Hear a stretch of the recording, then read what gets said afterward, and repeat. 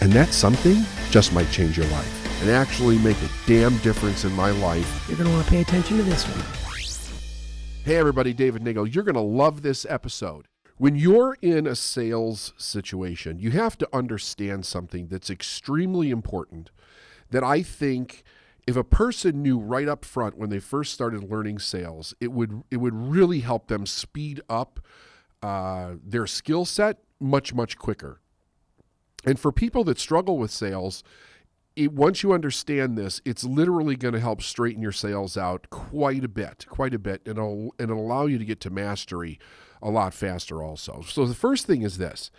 Every single thing that you say, every noise that you make with your mouth, if you're actually in a sales situation where the person can see you, like maybe you're doing a Zoom call or you're face-to-face, whatever that might be, but every single thing that you do causes a psychological reaction, a physical reaction in the person that you're presenting to or the person that you're attempting to sell, your potential client. And I mean everything that you do. So when we're in a situation where we're in a sales conversation, one of the first things that we need to understand is that we're not trying to get somebody to buy something. What we're trying to do is to get them to a place where they're very conscious about whether or not they do want to buy something from you, and they're very clear about their yes or they're very clear about their no. When you show up for a sales call, first of all, you should spend just a couple of minutes making sure you're centered, making sure that you're grounded, that you're not in any kind of emotional upheaval. You're not thinking about what you were doing 5 minutes before this call. It really should be with the idea of how can I help the potential sale the best that I can. That's from an ethical perspective, based on your product or service, that's what you should be thinking about the individual that you're about to have a sales conversation with. The other thing that you should be aware of is that you have to control the entire conversation, because this is really about a person submitting to authority. Now, I'm not talking about this from like some power trip or anything like that. This is the psychology about what's happening in this conversation. When we are perceived as authority and we're asking questions, a person is going to answer those questions. Authority is never going to enter their mind, but what they're actually doing is they're submitting to answering the question.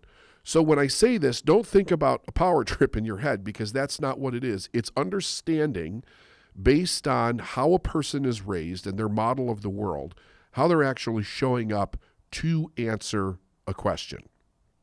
So you have to make sure that when you show up to actually do the call, that you're coming from a place of authority, right? You literally see yourself as an authority on your product or service.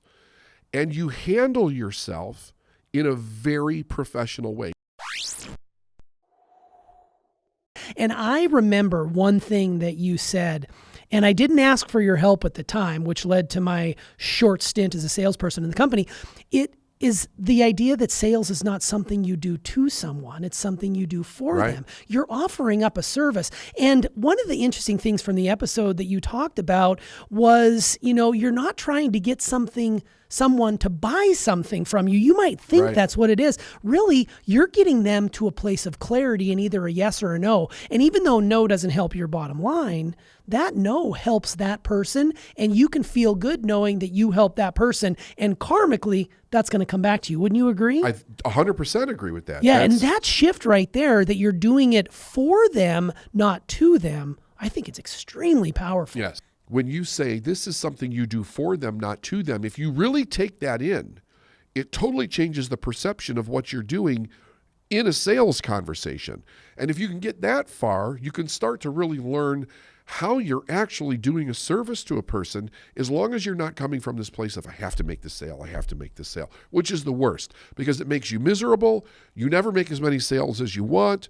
The sales that you would make when you do that are high-pressure emotional sales, which always turn into a bad customer-client experience, and it's not what you want to build a business on. I was really realizing that this really had very sound psychological principles to it. And then if you understood those principles, 90% of the problem that a person's having on that call is themselves. It's not the other person.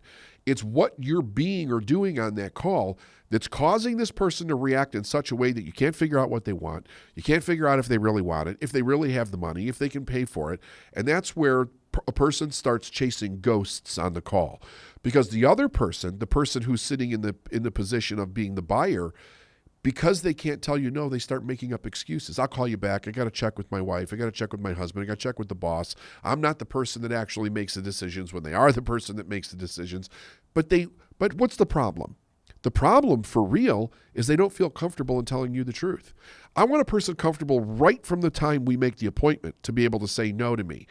Because I'm not thinking of lack. I have to have this person. I'm thinking I want people that I can really help, that really want my help. And if this person says no, there's an abundance of people to me to go to. My business is solid in every area so that's not an issue. I'm not short of people on the front end of the company to where every single person that we get to has to be a yes.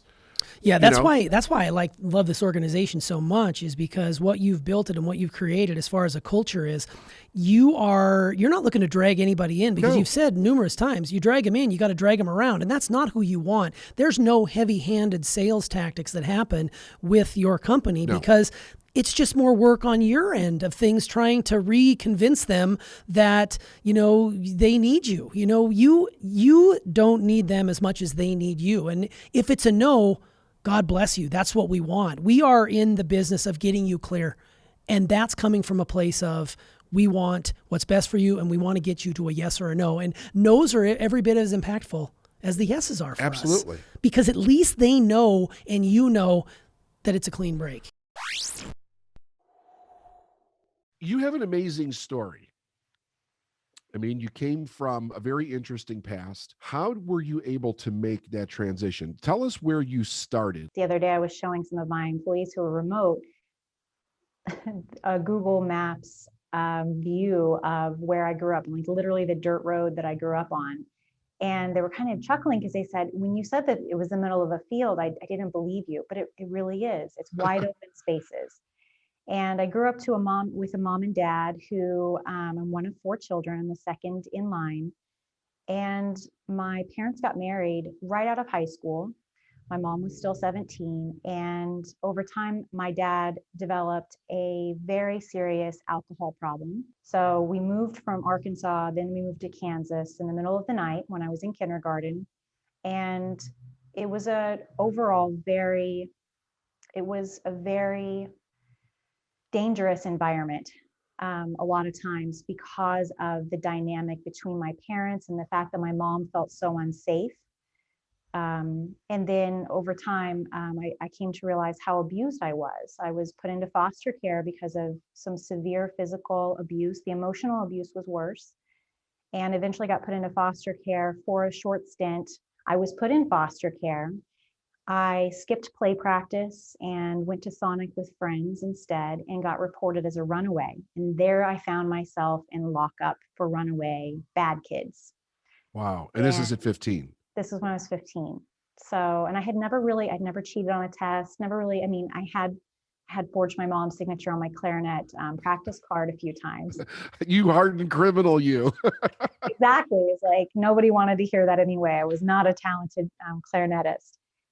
And it was, the rock bottom moment for me was the first time I engaged with the legal system, which was walking into the little courthouse in my hometown of a couple thousand people, and knowing that it was the first time I was going to see my parents again after being taken from the home. Years later, in the immigration court context, the same type of thing happens. I at least understood what was going on. But so many times the judge asks the lawyer, on behalf of your client, what do you want to say for them? And the client has no voice. And so it has been, people often ask me why immigration? I don't really have any immigration in my family, Right. I think that I was just really drawn to this area because I saw something in myself. And that's what gives so much meaning to pain, right? Right. When I realized that no one cared whether I spoke Spanish or not, and whether I was communicating through a translator or not, because I don't speak Spanish, and 90% of my clients are Spanish speakers. When I just made that shift that they don't care, why do you care? I'm just going to be me, and they're going to come or they're not going to come. Yeah. No one could see that around me, but it was just one small shift inside me that now I love it, because I'm actually learning Spanish because I have a translator who's sitting next to me, and I get a good chuckle out of everybody when I talk and I have this horrible accent, So those for me are the big takeaways, every single, because if you try to do like some huge, massive change, you might lose what the purpose of it is. You might lose why you're doing it to begin with. But small incremental changes, I don't know what I put this in it's like big doors swing on small hinges. Exactly. Yeah. That's a Right. great metaphor because it's really true.